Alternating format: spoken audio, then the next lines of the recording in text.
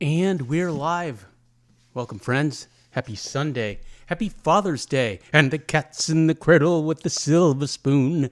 Little boy blue and the man in the moon. Eagles Pro says hi. J Lash with the thumbs ups. Appreciate you, J Lash. Thumbs ups to J Lash. Note, J Lash, you had the thumbs ups on last night's streams, which did not crash. So that means that tonight's stream also will not crash. Miko says, hello, Superantonio and Sadie. Hello, mods. Howdy, folks. Sadie is up for once. What's that about? David is here. David says, howdy, folks. Greetings, David. Happy Father's Day to you, sir. You're also a father to this chat. And they appreciate all of you, all of these unruly bastards. David says hello to J Lash. Miko says, hey, David, J Lash, and Eagles. David has the snake emoticon for Miko. And Eagle says, well. And David says, pro. And there he is. And Eagle says, oh my God, it's the lizard. I'm not sure what you're talking about, Eagles. Tonight is Sinister Sundays. On Sundays, we Sinister. And we are going to be discussing The Exorcist. A movie that remains to this day the scariest movie I've ever seen, the most horrifying movie I've ever seen. I've only seen it 1.5 times, and I have no reason to ever watch it again. And you know, I love horror movies. I love scary movies. But even for a movie that was produced in 1974, it was a little too scary for me. David had barbecued ribs. Wow, yum. Homemade jalapeno poppers. Okay, well, you can have my share of those. Potato salad, red and green chili, cornbread, and spicy sausage. That sounds delicious, David. And David continues, also street corn, dip, mac and cheese, baked beans. Wow, that's an elaborate meal. You're giving Mama One a run for her money. And I'm proud of you, and I'm here for it. I had pad thai with veggies. Chicken pad thai with veggies, with a side of veggies, steamed veggies. So it was mostly broccoli and carrots and I don't know what else, something else. But anyways, I really love the combo of noodles and rice. It's one of my favorite. Anyways, we're going to talk about The Exorcist, directed by William Friedkin and William Friedkin. He was very popular in the 70s. You may know him from the French Connection. And starring, of course, Linda Blair in her first role, a very young Linda Blair. I saw this movie. When I was like 10 or 12, and you should know about me that I was raised Catholic. I went to Catholic school from kindergarten to high school. 12 years of Catholic school. And for like the first 10, 12 years of my life, I was all in. I was very devout. I was,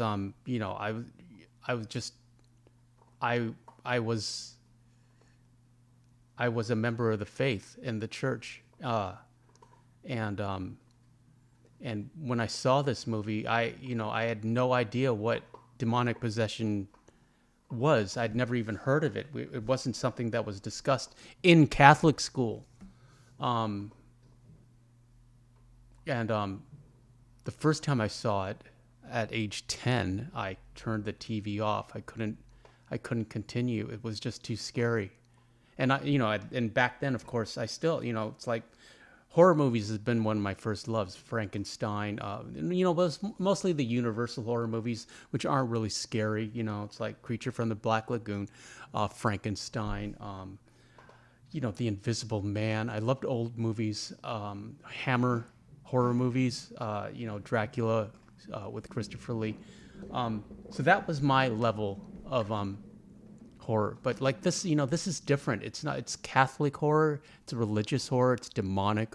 And that was that's a completely different genre to me than like say a ghost story or Boris Karloff, Grr. At any rate, let's get into it. This Dominic says hello, greetings Dominic, happy Sunday, happy Father's Day. This movie seems to have a curse, and we will discuss it in depth. The Exorcist is a 1973 American supernatural horror film directed by William Friedkin from a screenplay by William Peter Blatty based on his 1971 novel. The film stars Ellen Burstyn, Max von Sydow, Jason Miller, and Linda Blair, and follows the demonic possession of a young girl and her mother's attempt to rescue her through an exorcism by two Catholic priests. Blatty, who also produced, and Friedkin, his choice as director, had difficulty casting the film. Their choice of relative unknowns, Burstyn, Blair, and Miller instead of major stars, drew opposition from executives at Warner Brothers. Principal photography was also difficult, taking place in both hot deserts and refrigerated sets. Many cast and crew were injured. Some died. And unusual accidents delayed shooting. Production took twice as long as scheduled and cost almost 3 times the initial budget. The many mishaps have led to a belief that the film was cursed. What's that about? The Exorcist was released in 24 theaters in the United States on December 26, 1973, right after Christmas. Reviews were mixed, but audiences waited in long lines during cold weather. The sold-out shows were even more profitable for Warner Brothers, who had booked it into those theaters under the 4-wall distribution agreement. And it says, in the film industry, 4-wall distribution is a process through which a studio or distributor rents movie theaters for a period of time and receives all of the box office revenue.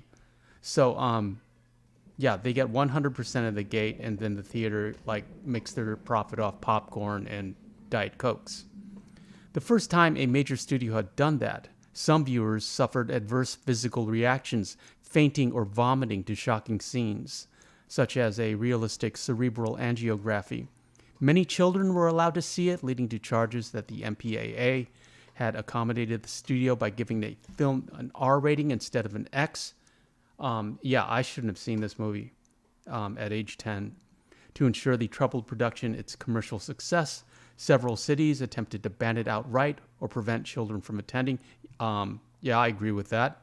At the end of its original theatrical run, the film grossed $193 million and has a lifetime gross of $441 million with subsequent re-releases. $193 million in 1973 dollars. How much is that now?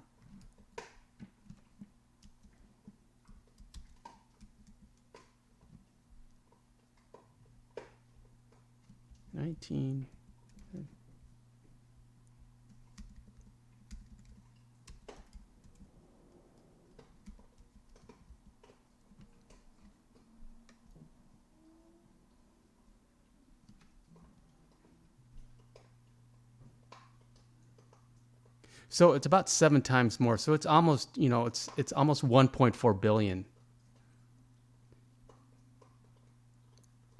The cultural conversation around the film helped it become the first horror film to be nominated for an Oscar, as well as 9 others. Blatty won Best Adapted Screenplay, while the sound engineers took Best Sound. It had several sequels and was the highest-grossing R-rated horror film until It. Wow, that came out in 2017. So for almost 50 years. The Exorcist has had a significant influence on pop culture, and several publications regard it as one of the greatest horror films ever made.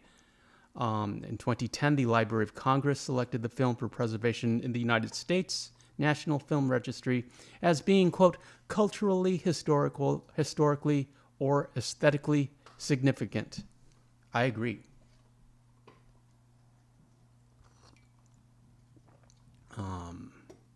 8 viewers in the chat. Welcome, friends. Happy Father's Day. On Sundays, we Sinister. And the plot, in case you haven't seen this movie. In northern Iraq, priest Lancaster Marin takes part in an archaeological dig in the ancient ruins of Hatra. During the dig, he finds a stone talisman of a winged being that evokes a concerned look on his face. He then has a vision in which a giant version of the same being appears nearby, silently confronting him. In Georgetown, Washington, D.C., actress Chris McNeil is starring in a film directed by her friend Burke Dennings. McNeil, along with her 12-year-old daughter Reagan, rents a luxurious house with hired help. Meanwhile, Father Damien Karras, a psychiatrist who counsels Georgetown University priests, visits his ailing mother in New York. He later confides to a colleague that he is having a crisis of faith. Father Karras is a Jesuit, and that was important to me as a young lad because I was being taught by Jesuits. I knew Jesuit priests, and I saw them as priests. And I didn't see them as men, as human. I didn't see the humanity in them. They were just these monolithic authority figures. So it was very disconcerting for me to see a priest, a Jesuit, having a crisis of faith at age 10. Chris hosts a party with Karras' friend, Father Dyer, who explains Karras' role as counselor and notes his mother's recent death. Reagan, seemingly unwell, appears and urinates before Chris comforts her. Reagan's bed shakes violently after Chris returns her to it. Later, Dyer consoles Karras, guilty at not having been there with his mother when she died. Reagan's personality becomes violent. Medical tests find no physical cause. During a house call, Reagan exhibits abnormal strength. One night, Chris finds the house empty except for a sleeping Reagan. Dennings is found dead at the bottom of a set of public stairs that begin beneath Reagan's window. Detective William Kinderman questions Karras, confiding that Dennings' head was turned backwards. Reagan's body becomes covered with sores. Kinderman tells Chris that the only plausible explanation for Dennings' death is that he was pushed from Reagan's window. As Kinderman leaves, Reagan has another violent fit. I'm not going to talk about that scene. It's horrible. And this is the scene that I turned the movie off when I was 10. And she turns her head backwards. She's confined to her bedroom. Chris seeks out Karras, who visits Reagan. The possessed Reagan claims to be the devil and vomits into Karras' face while speaking in tongues. The demon says it will remain in Reagan until she is dead. At night, Chris's assistant calls Father Karras to the house. He concludes that an exorcism is warranted. His superior grants permission on the condition that an experienced priest lead the ritual. Marin, having performed an exorcism before, is summoned. Marin arrives at the house. As the two priests read from the Roman ritual, the demon curses them. The priests rest, and Marin, shaking, takes nitroglycerin. He's got a bad heart. Karras enters the bedroom where the demon appears as his mother, perturbing Karras despite his denials. Marin excuses Karras and continues the exorcism by himself. Karras assures Chris that Reagan will not die and re-enters the room, finding Marin dead from a heart attack, while Reagan watches by and laughs. Karras beats the possessed Reagan in a fit of rage and demands that the demon take him instead. The demon rips the medallion of St. Joseph from Karras's neck and possesses him, freeing Reagan in the process. Karras commits self-annihilation, can't say that word, you're not going to catch me again, algorithm, by jumping out the window, tumbling down the stone stairs outside. Chris and Kinderman enter the room. Chris embraces the healed Reagan, and Kinderman surveys the scene. Outside, Dyer administers the dying Karras' last rites. The McNeils prepare to leave, and Father Dyer says goodbye. Despite having no memory of her ordeal, Reagan, moved by the sight of Dyer's clerical collar, kisses him on the cheek. As the McNeils leave, Chris offers Dyer the medallion found in Reagan's room, but he refuses, telling her to keep it. Dyer briefly examines the steps where Karras died before walking away. Eagle says, "Hey, Superantonio, have you watched The Conjuring?" I have. And The Conjuring, I can tolerate it. It's certainly not as scary as this movie. But part of it was I saw this at such a young age. I'm sure that had a lot to do with it.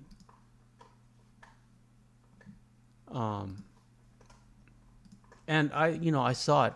I finished the movie in subsequent viewings, so I know all about it, but I still have no interest in ever watching it again.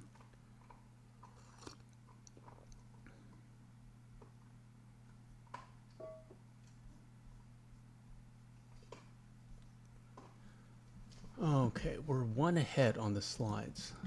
Let me go back.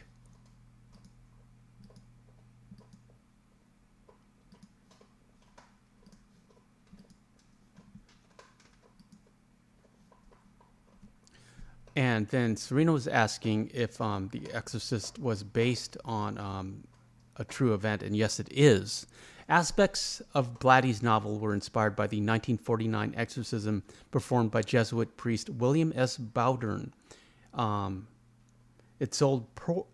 His novel sold poorly until Blatty captivated the Dick Cavett Show audience with a discussion of whether the devil existed. Soon afterward, the novel topped the New York Times bestseller list. Despite Blatty's previous screenwriting experience on Blake Edwards films, Blake Edwards was the director of the Pink Panther movies. Studios had been uninterested in adapting The Exorcist before publication.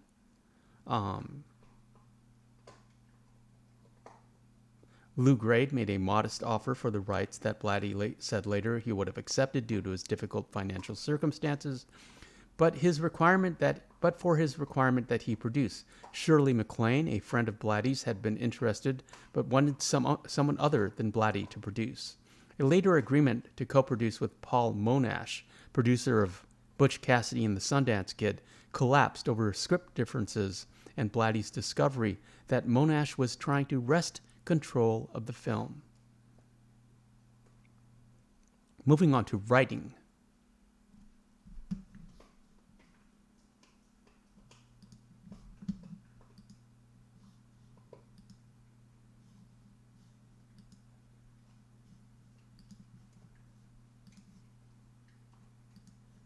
Blatty's screenplay follows the plot of his novel closely but narrows the story's focus.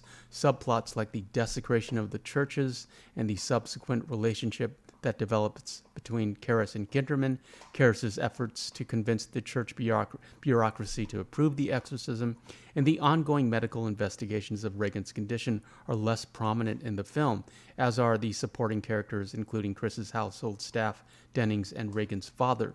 The overall time frame is condensed. And I did read the novelization, or rather the novel that the movie was inspired on in high school.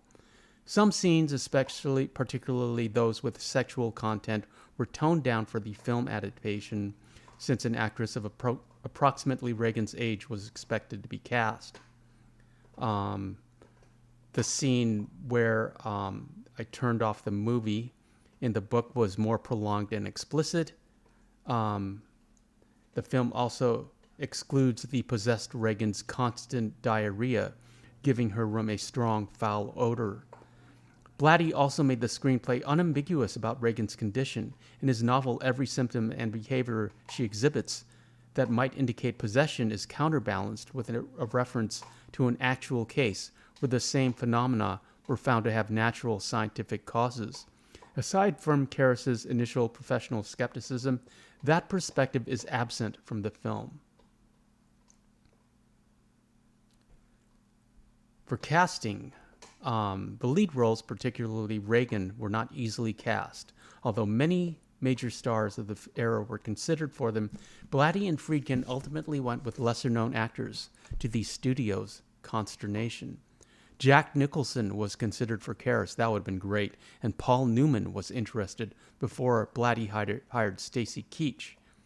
3 A-list actresses of the time, Audrey Hepburn, Anne Bancroft, and Jane Fonda, were considered for Chris, but rejected the part. Friedkin also rejected Blatty's friend Shirley MacLaine, since she had starred in The Possession of Joel Delaney, a similar film. After meeting Carol Burnett, Friedkin believed she had the range beyond her comic television persona. Blatty agreed, but the studio turned her down. Ellen Burstyn received the part after she told Friedkin she was destined to play Chris, discussing the Catholic upbringing she had later rejected. Studio head Ted Ashley vigorously opposed casting her, but relented after no other alternatives emerged. Friedkin had first spoken to stage actor and playwright Jason Miller after a performance of his play That Championship Season and given him a copy of the novel. Miller had received a Catholic education and studied to be a Jesuit priest for 3 years at Catholic University of America until experiencing a spiritual crisis similar to Karras's. Upon reading the novel, he told Friedkin, "Karras is me." Friedkin responded that Keach had already been signed, but granted his request for a screen test. During the test, Miller and Burstyn performed the scene where Chris informs Karras that she suspects Regan might be possessed. He then filmed Burstyn interviewing Miller about his life and asked him to recite Mass as if for the first time. After viewing the footage the next morning, Friedkin realized that Miller's dark good looks, haunted eyes, quiet intensity, and low, compassionate voice were exactly what the part needed. The studio then bought out Keach's contract. That's a lot. That, for me, this adds a lot to the verisimilitude of the performance, that so many of the actors portraying these characters were Catholics or lapsed Catholics. So they knew exactly what these characters were going through. Regan. Directors considered for The Exorcist doubted a young actress could carry the film. Mike Nichols had turned it down. Mike Nichols directed The Graduate. You might have heard of that movie. For that reason, but would later regret it. The first actresses considered had been in other successful films and television series. Pamela Ferdin, never heard of her, was turned down as too familiar. Denise Nickerson, who had played Violet Beauregard in Willy Wonka and the Chocolate Factory, said in later interviews her family found the script too dark. Janet Leigh would not let her daughter, Jamie Lee Curtis, audition. Friedkin was considering, I'm glad Jamie Lee Curtis didn't audition, because, you could arguably say that this movie and this role pretty much ruined Linda Blair. Friedkin was also considering older actresses until Eleanor Blair came in unannounced with her daughter Linda, whose credits were primarily in modeling and a single soap opera role. Friedkin later recalled her as smart but not precocious, cute but not beautiful, a normal, happy 12-year-old girl. Yeah, this movie changed her life. He asked if she knew what The Exorcist was about. She told him she had read the book. It's about a little girl who gets possessed by the devil and does a whole bunch of bad things. And then it gets that gets a little creepy, and I'm not going to read that, but you can read it if you go to the Wikipedia page. Blair was cast after tests with Burstyn. After all these difficult scenes, she'd tiptoe around and giggle after every bit, Blatty recalled. Friedkin said, "There wasn't one other actress I would have considered." He had planned to use Blair's electronically treated voice for Pazuzu's dialogue, but decided that a more androgynous voice was better and cast experienced voice actress Mercedes McCambridge. McCambridge ate raw eggs, drank whiskey, and chain-smoked cigarettes to make Pazuzu's voice sound as intimidating as possible. After filming, the studio did not credit her until Screen Actors Guild arbitration. McCambridge's name was included in the credits in all but the first 30 prints, but the dispute prevented the release of a soundtrack album with excerpts of dialogue. Warner Brothers repeatedly forced Friedkin to use Eileen Dietz, then Blair Sr., for 15 years as Blair's stunt double. She stood in for Blair in the crucifix scene, the fist fight with Father Karras, and others too violent or disturbing for Blair to perform. She recalled that Friedkin gave her no notes and said, "I wasn't playing a little girl, I was playing the demon that possessed a little girl." Dietz appears on camera as the face of Pazuzu. Blair, who recalls Friedkin telling her in the film would not succeed if she was not in as many shots as possible, estimates that Dietz is in 17 seconds of the film. Yeah, she just flashes. It's very subliminal. Dietz, angry that her contribution to the film had been minimized, claimed in the media that to have performed all the possession scenes. The studio ultimately measured her screen presence at 28.25 seconds, but denied that her contribution was dramatically significant. Okay.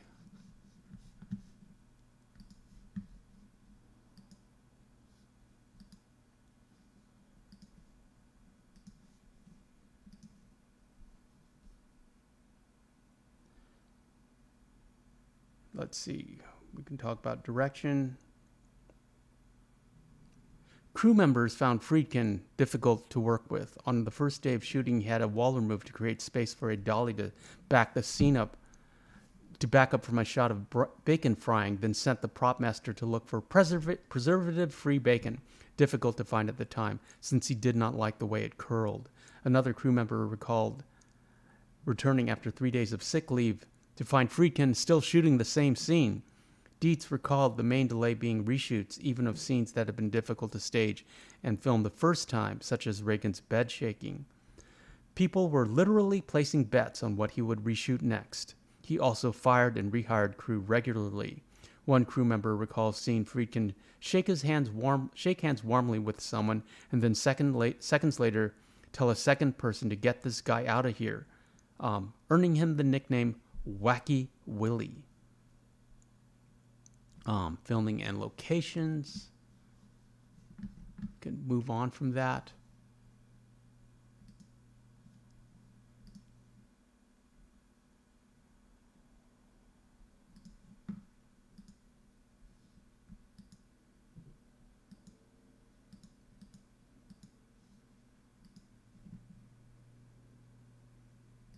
There's a scary picture of Reagan.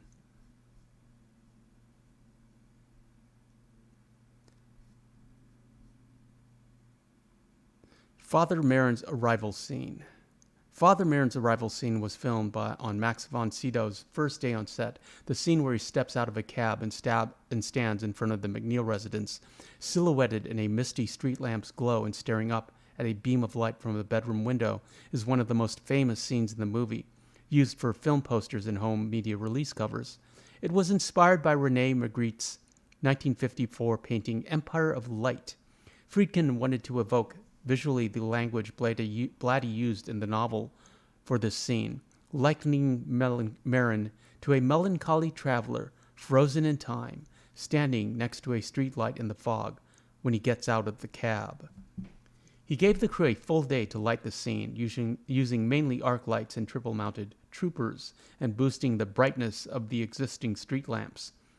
Roisman said that this was the most difficult of all the film's nighttime exterior shots. It's very iconic. In order to get the beam of light the right way, the way Friedkin wanted, the crew had to take the window frame out of the facade they had attached to the house for filming, put it behind the window, and then put the spotlight in between the window and the frame.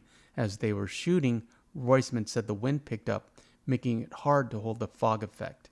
By working quickly, he and the crew were able to get the shot, with Friedkin finding the first take satisfactory. Cloudy says, "Howdy, y'all. Greetings, Cloudy. Happy Sunday. Happy Father's Day." On Sunday, we Sinister, and we are discussing The Exorcist. Moving on to the head-spinning scene. A sentence I never thought I'd say.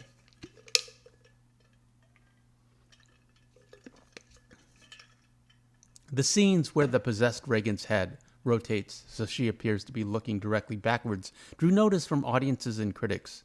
And it's completely analog. There's, of course, CGI didn't exist in this time period. It's just smoke and mirrors and blood squibs and just old-fashioned movie magic.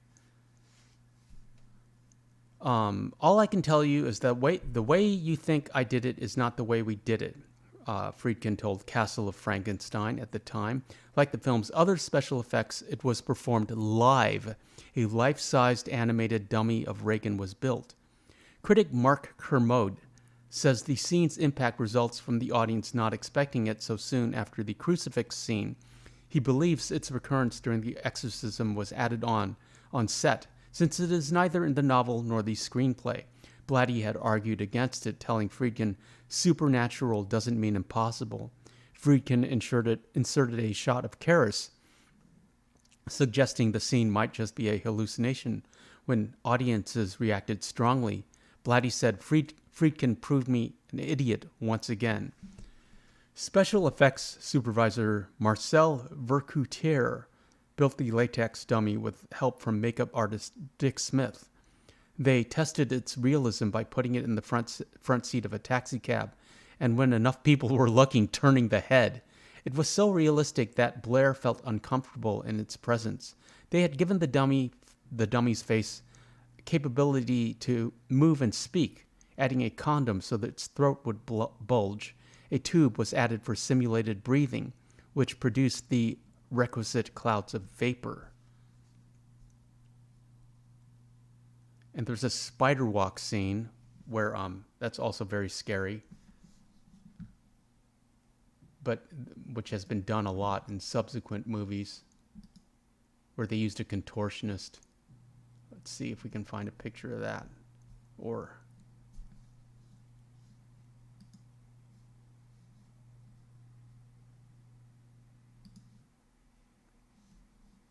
let's move on one page.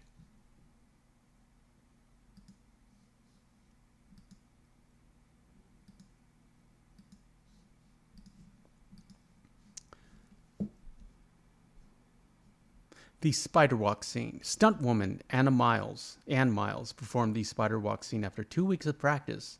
Vercouter had designed a special harness, but she did not need it due to her college gymnastics experience. Oh, that reminds me, there's a movie called The Last Exorcism where the girl does lots of contortions and twisty things that are pretty much just basic gymnastic and yoga poses. And I knew it at the time because I was dating a yoga instructor, except they added they added like sound effects. But she's basically just very flexible and twisting her back in what looks like unnatural ways, but ways my girlfriend at the time could easily do. And that, but it was pretty funny that you're just doing yoga and faking us out.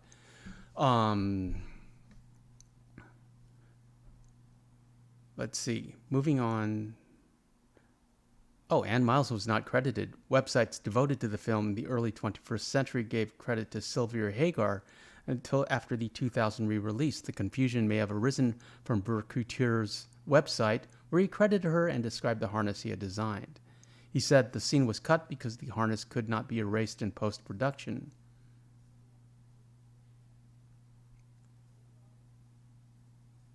Special effects. Dick Smith, the makeup artist, created some key special effects, particularly to make Max von Sydow look 30 years older in facial close-ups. Many viewers did not realize he was made up at all. Critic Pauline Kael, in her generally unfavorable New Yorker review, called it one of the most convincing aging jobs I'd ever seen. It took 4 hours to apply the makeup every morning. Friedkin speculated that if there was a regular Academy Award for makeup, Smith would have received it.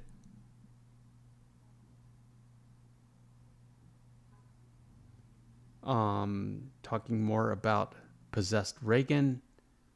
Blair wore green contact lenses meant to give her eyes a bestial appearance. A latex stomach was built for the scene where the words "Help Me" appeared on the possessed Reagan's body. The letters were scratched in and then heated to make them disappear. This was reversed in post-production, so the letters seemed to appear. And moving on to what you are all here for, the production difficulties and purported curse.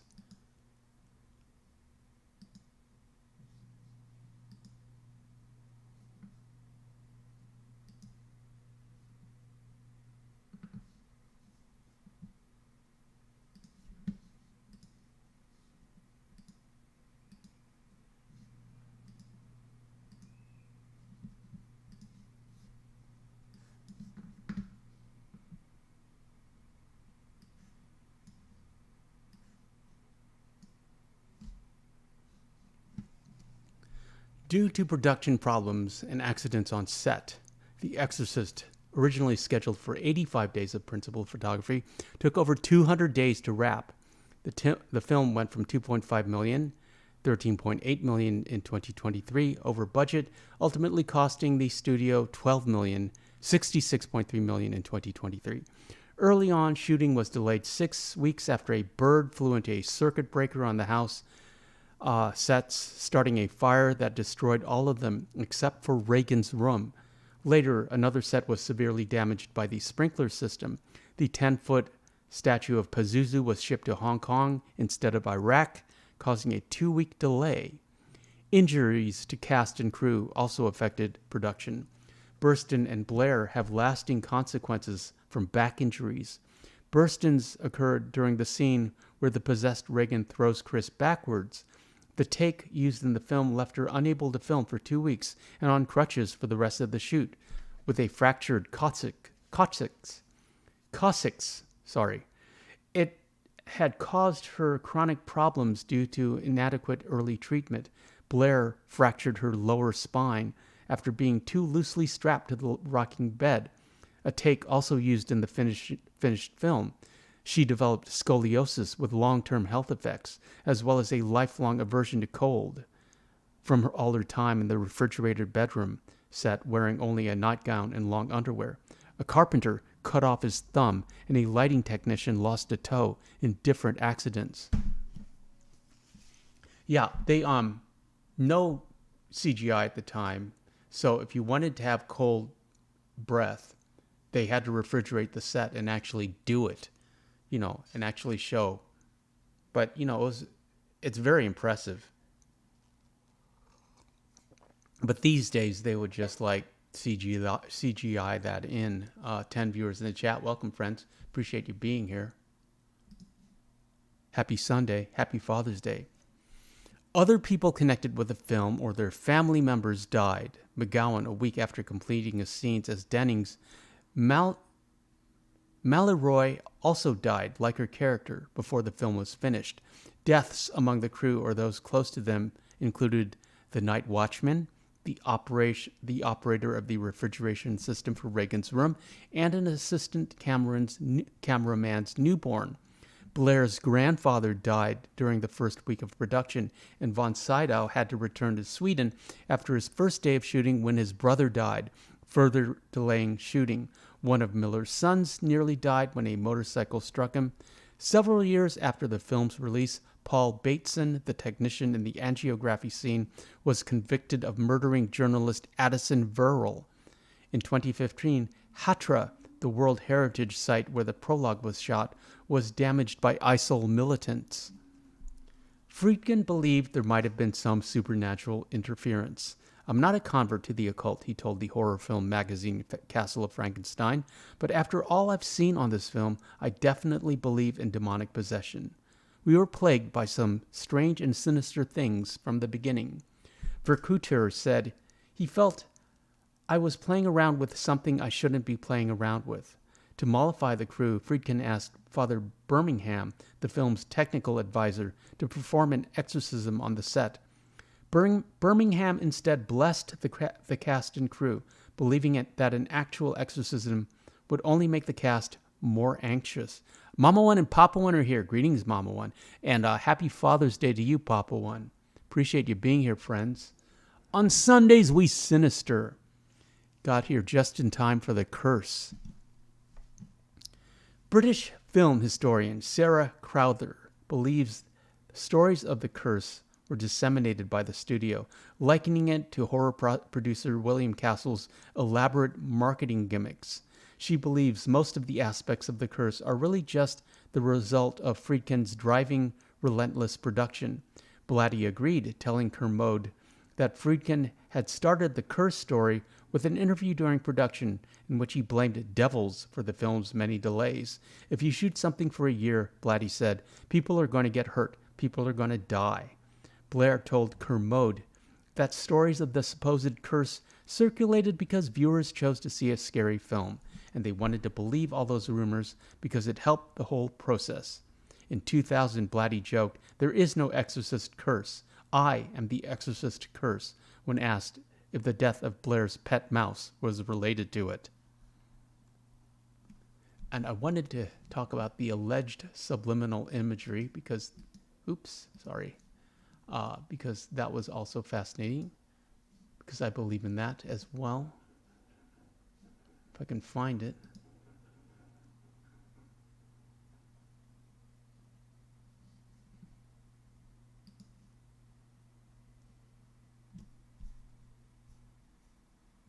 No, we're one ahead.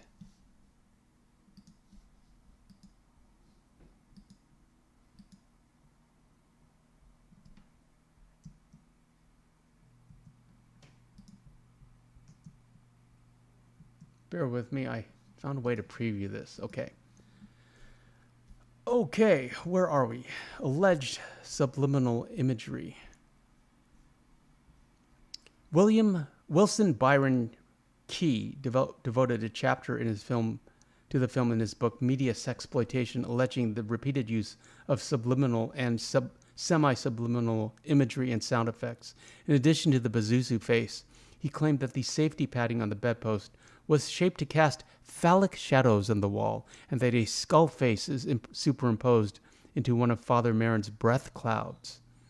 In 1991, Video Watchdog also examined the claim with stills of several users of subliminal flashing.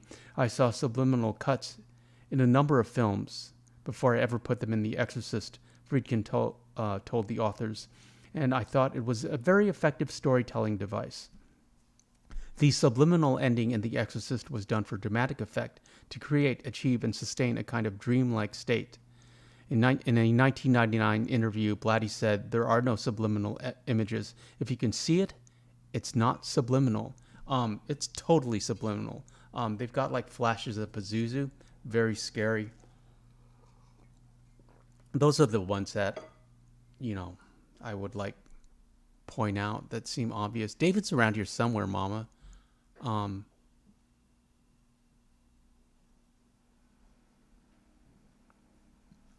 The music, Tubular Bells, is great. I wanted to talk about the reception.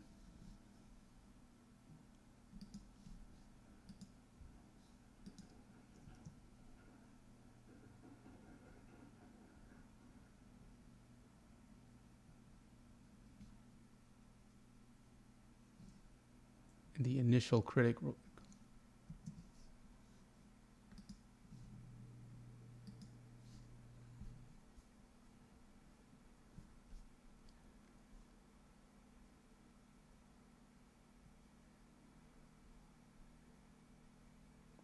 Upon release, the film received mixed critical reviews. Stanley Kaufman in The New Republic wrote, "This is the scariest film I've seen in years. It's the only scary film I've seen in years." Arthur D. Murphy of Variety noted that it was an expert telling of a supernatural horror story. In the horror film magazine Castle of Frankenstein, Joe Dante, later director of Piranha and The Howling, called it an amazing film and one destined to become, at the very least, a horror classic. There has never been anything like this on the screen before. Roger Ebert of the Chicago Sun-Times gave the film 4 stars, praising the actors, particularly Burstyn, and the special effects, but concluded, "I'm not sure exactly what reasons people will have for seeing this film, Surely enjoyment won't be won. Are people so numb they need movies of this intensity in order to feel anything at all? Yeah, I completely agree with that. It's not an enjoyable experience to watch this movie. It's not fun. It's not entertaining. I love horror movies because I like to be thrilled. I like to be scared, but this goes beyond it, and that might be because of my Catholic upbringing. And though I'm not Catholic, I don't consider myself Catholic now. Serena's here. Everybody say hi to Serena. Greetings, Serena. Happy Father's Day to you. We're talking about The Exorcist, and yes, if you rewatch, I mentioned you earlier because this movie is based on an actual exorcism from the 1940s. In the middle of the range was Judith Crist. Her New York review called the film half successful. She praised Friedkin's direction, its to-the-point performances, and the special effects and makeup. But she felt that Blatty had left out what made readers connect with characters in the novel. He was also perhaps limited since the film could not leave things to the imagination as his book had. Cale called the film shallowness that asks to be taken seriously, saying its main problem was being too faithful to the novel as Blatty had intended. Vincent Canby, writing in the New York Times, dismissed The Exorcist as a chunk of elegant occultist claptrap, a practically impossible film to sit through, establishing a new low for grotesque special effects. This is when people knew how to write. Writing was art. We don't have art. We don't get writing like this anymore. Andrew Saris of The Village Voice complained that Friedkin's biggest weakness is his inability to provide enough visual information about his characters. The Exorcist succeeds on one level as an effectively excruciating entertainment, but on another, deeper level, it is a thoroughly evil film. I completely agree. Rolling Stone's John Landau called The Exorcist nothing more than a religious porn film, the gaudiest piece of schlock this side of Cecil B. DeMille. Michael Dempsey called The Exorcist the trash bombshell of 1973, the aesthetic equivalent of being run over by a truck, a gloating, ugly exploitation picture, and the San Francisco Bay Guardian's reviewer called it quite simply the dumbest, most insultingly anti-intellectual movie I have ever come across. Moving on to audience reaction, which has a lot to do with the curse, I believe. People were profoundly disturbed by seeing this movie, as was I.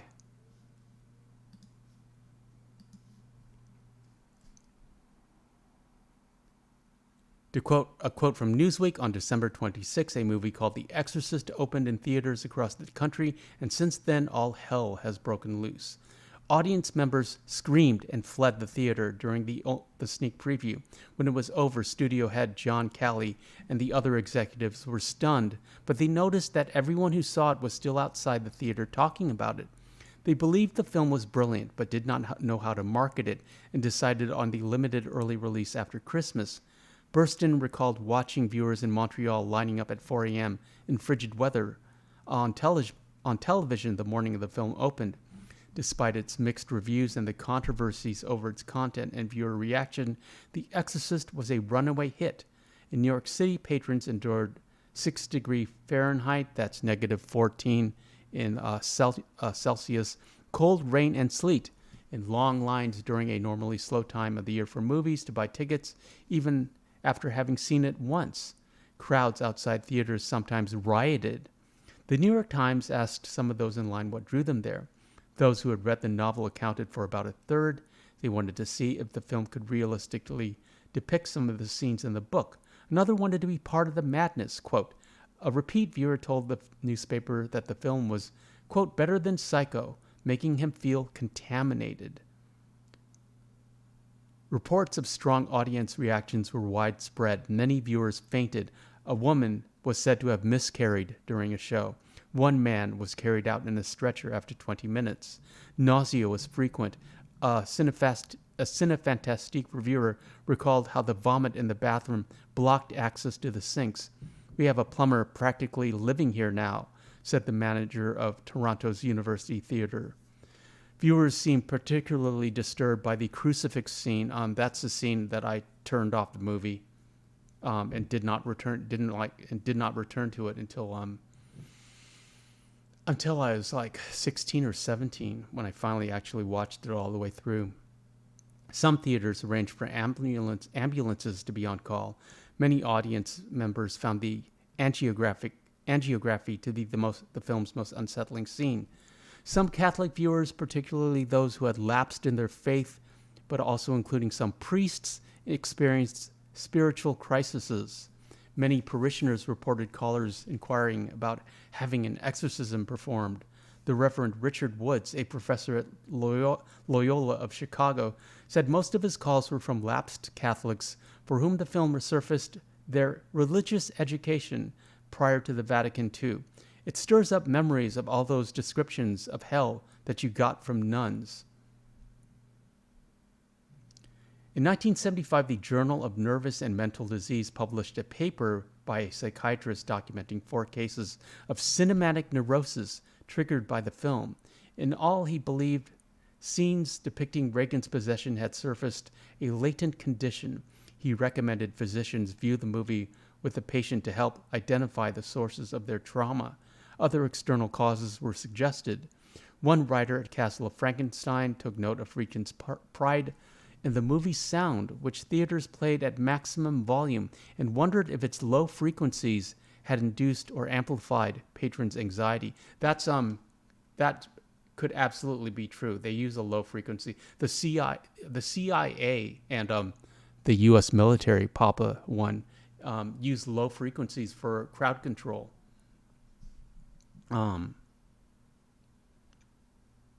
Another writer there blamed reactions on the mainstream audience's general unfamiliarity with horror movie conventions, speculating these people hadn't gone to see a monster movie since 1935.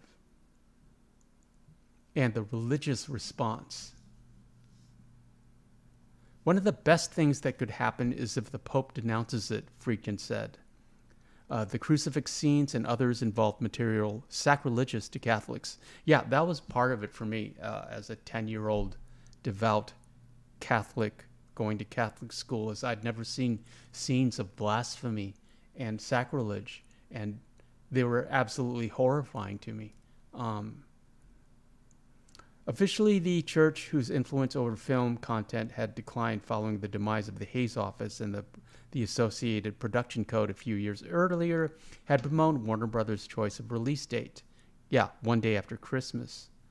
Individual priests familiar with theology were also critical. One who, like Karras, was a Jesuit and psychiatrist at Georgetown, said that while he believed in the devil, there is no shred of evidence from the Bible that he can possess an individual. Woods, the Loyola of Chicago professor who had also written a book about the devil, told the New York Times that Karras and Marin were incompetent. They departed from the ritual in the most stupid and reckless manner, he said. They tried to fight the demon hand to hand instead of relying on the power of God. Eugene Kennedy, another Loyola priest and psychologist, described the film's view of the battle of good and evil as immature. Being a Christian and a mature person means coming to terms with our own capacity for evil, not projecting it on an outside force that possesses us. Some non-Catholics were critical. "Surely it is the religious people who should be the most offended by this movie," wrote Cale, incredulous that Georgetown and several priests had facilitated in the production. "Others can laugh it off as garbage, but are American Catholics willing to see their faith turned into a horror show? Are they willing to accept anything as long as the church comes out in a good light? Aren't those who accept this picture getting their heads screwed on backward?" Anyways, the Wikipedia goes on, but we've been reading for about an hour, and And I just wanted to talk about the Exorcist curse, and we got sidetracked by the production. At any rate,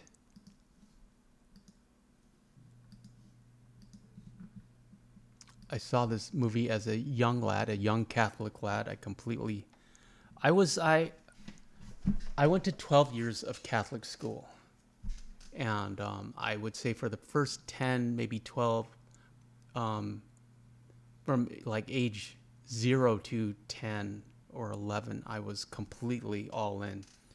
I was devout, I was faithful, I believed. Around 12, I discovered rock and roll, punk rock, The Clash, the Sex Pistols, the Ramones.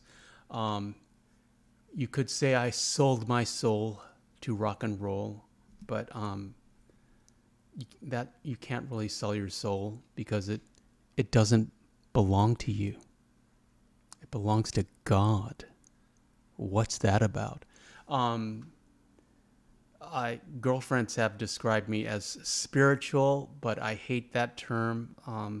It just makes me roll my eyes. You can't believe in everything and believe in nothing. If I had a religion, I would pick paganism. I like the old gods. I like the Roman gods and the Greek gods. I would like to pray to a multitude of gods, not just one singular being. But I'm very sentimental about my Catholic upbringing, and of course my parents, and especially my mother, were very devout to the end of their days. And I respect the church, but I haven't been to a mass since my mother's funeral, and that was in 2020. And I really have no intention of going ever again. David says it's a long way to the top if you want to rock and roll. It certainly is, David. And I didn't reach it. I got on the ladder, and maybe I got like a quarter of the way up. Miko says School of Rock, yes. So yeah, I saw this movie at age 10. I was very excited because I loved horror movies, and I turned it off not even halfway through because it was just too horrifying.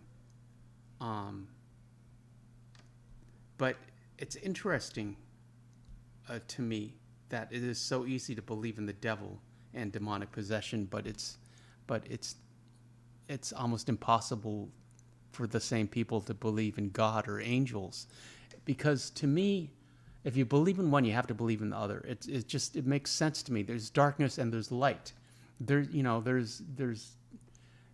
good and there's evil, and humanity has the capacity for both. But it's so much easier to believe in evil. I think because it's easier for humanity to fall rather than to raise yourself up, and evil's more attractive. Also, movies like this, I mean, it was very shocking in 1974. I think I saw it in the 80s. But, it's commonplace now. I would argue, not making a judgment, not being, like all religion, that we're living in demonic times. It's like, a movie like this isn't blasphemous anymore.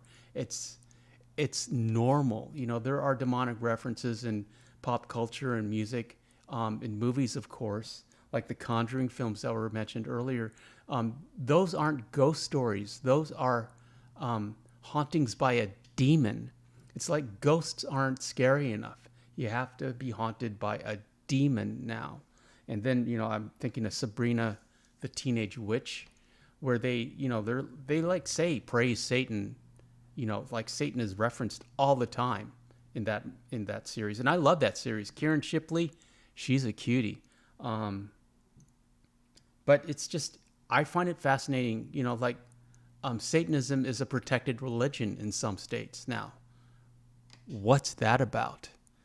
And the state of, the normalization of pornography, and And yeah, I would say that we are living in what would be described in 1974 or the previous century as a demonic time. And I'm not saying like, I don't want Sharia law or the Catholic equivalent of that, but it's just, I love the female form, you know, it's, but I think, there was a time not that long ago where seeing someone naked was special, was secret, and it was intimate, and it was I would argue in some cases sacred, and we've lost all that because of these things. And there's no coming back. There's no returning. There's no like putting that toothpaste back in the tube. This is the world we live in. And it's like it's easy to believe in demons. It's hard to believe in angels because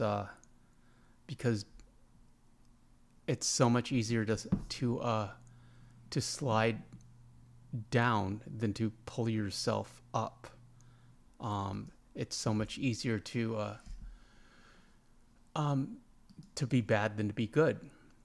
St. Thomas Aquinas, it's a paraphrase of one of his most famous prayers was, "Oh God, make me good, but not yet." And also, it's more entertaining to watch, to see bad. It's not as entertaining to see good. We're not inspired by good stories right now about, actual heroes. But hopefully that'll turn around. Hopefully, the pendulum will swing just to a more centrist approach, I suppose. 12 years in the chat. Welcome, friends. We're kind of, Rage 10 is here. Hi, Rage. Greetings, Rage 10. Happy Father's Day. Happy Sunday. Miko says, I suppose that's true, superantonio. Yeah, we're in an odd space, I think. We're living in, there's an ancient Chinese curse. May you live in interesting times, and we are definitely living in interesting times. Can't understand it. What's that about? So yeah, I saw The Exorcist, and I couldn't finish it. It didn't ruin me for horror movies, but it completely horrified. I had nightmares for weeks afterwards. It affected me on a profound spiritual level as a young lad. I was far too young to have seen this movie, even though I wanted to.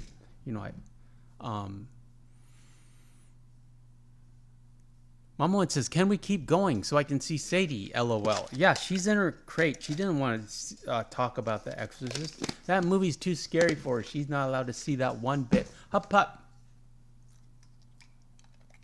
Here's Sadie. Say hi to Mama one and Papa one. Wish Papa one a happy Father's Day. And don't chew in my ear. Say hi to Serena and David.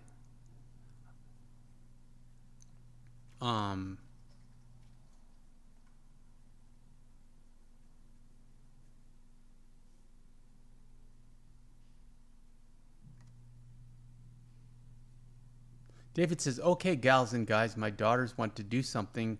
I'll see you all tomorrow because on Mondays we Marston." Yes, indeed we do, David. I appreciate you being here. Happy Father's Day to you, friend. Oh, Mama one, what's for dinner? Make sure you tell it fast so that David hears it before he leaves. Sadie says, Serena says, "Hi, Sadie. So gorgeous as always." Sadie says that you're gorgeous, Serena. Everyone's saying goodbye to David. Where's O-Dog? Wanted to wish O-Dog a happy Father's Day as well.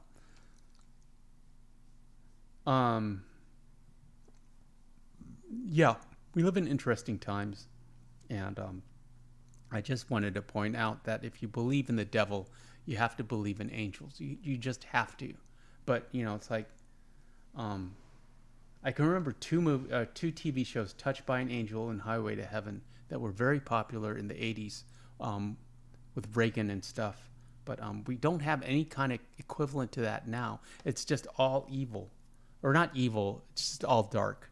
I was watching The Boys. Mama once says she made rabbit stew, cornbread, and homemade ice cream. That sounds delicious. And it's like I love the over the top cartoon violence of The Boys. It's mostly CGI, but there's a lot of nudity, but it's like male nudity. It's full frontal male nudity. There's no like full female nudity to balance it out. It's not like Game of Thrones. There's a lot of gay activity that doesn't seem germane to the plot. It just seems like to be thrown in there. And there's a lot of F-bombs all over the place because they think people talk like that. And I don't think people talk like that in real life. But so yeah, I don't know if I'm going to finish the series. I was disappointed.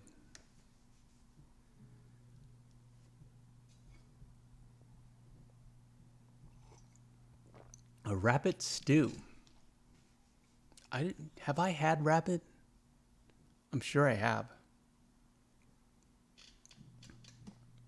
I've had frog legs. Mama One says, Papa One's favorite meal is rabbit stew made from our farm where we have rabbits that are bred for food alongside chicken and a few pigs. Every year we butcher a cow from our friend. We get better quality meat. Wow. That sounds delicious. And just having a whole cow's worth of meat in the freezer for the year. I'm happy if I've got an extra pound of ground beef in the fridge. David said, hit that like, subscribe, join the channel with a membership. Yes, join Team Super Antonio. Thought we could hang out and talk for a bit. Going a little longer. 8 viewers in the chat. Welcome. Happy Sunday.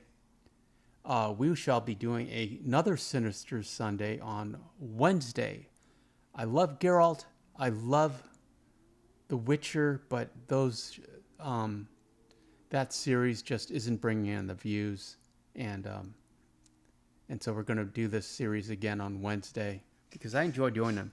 And Wednesday we're going to focus on something called the Voynich manuscript, a mystery that we won't be able to solve, but is worth investigating.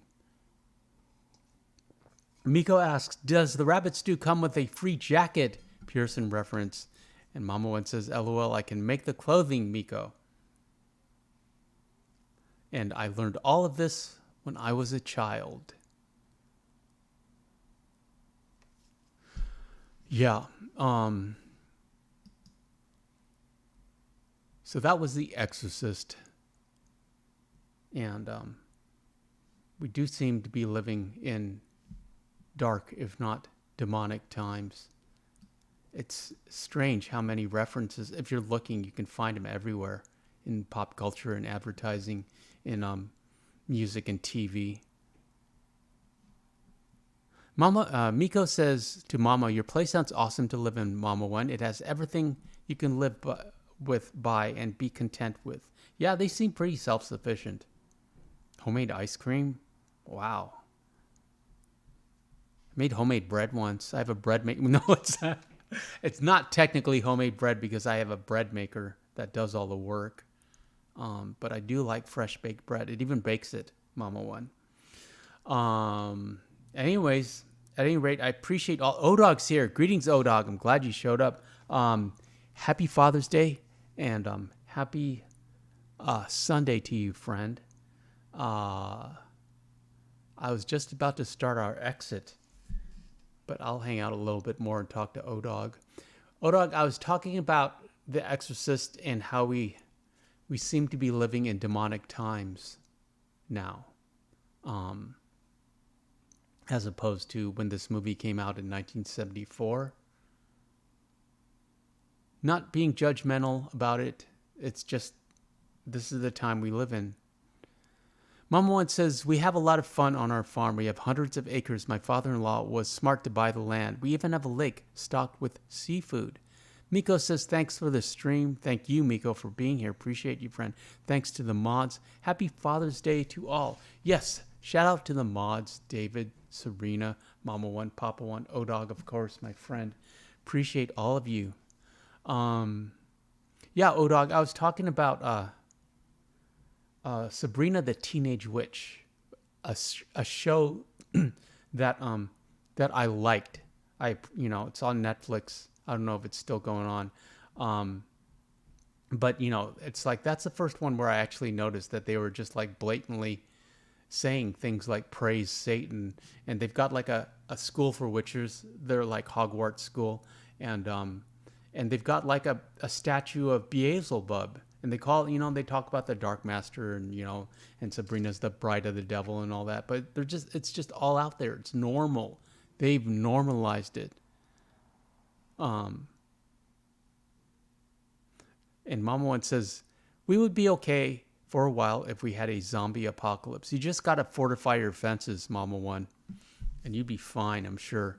Serena says, I'd love to live in a farm. Papa once said, I wanted to tell Super Antonio I got a Schofield revolver for Father's Day. Well done, Papa One. That's cool. And Mr. Matty says, hello. Greetings, Mr. Matty. Appreciate you being here, friend. Happy Sunday and happy Father's Day. All of you, thank you so much for being here. I hope you enjoyed this episode of Sinister Sundays. We shall return on Mondays for Marston Mondays. Shout out to the mods again. Everyone, enjoy the rest of your evening. I hope you guys have a great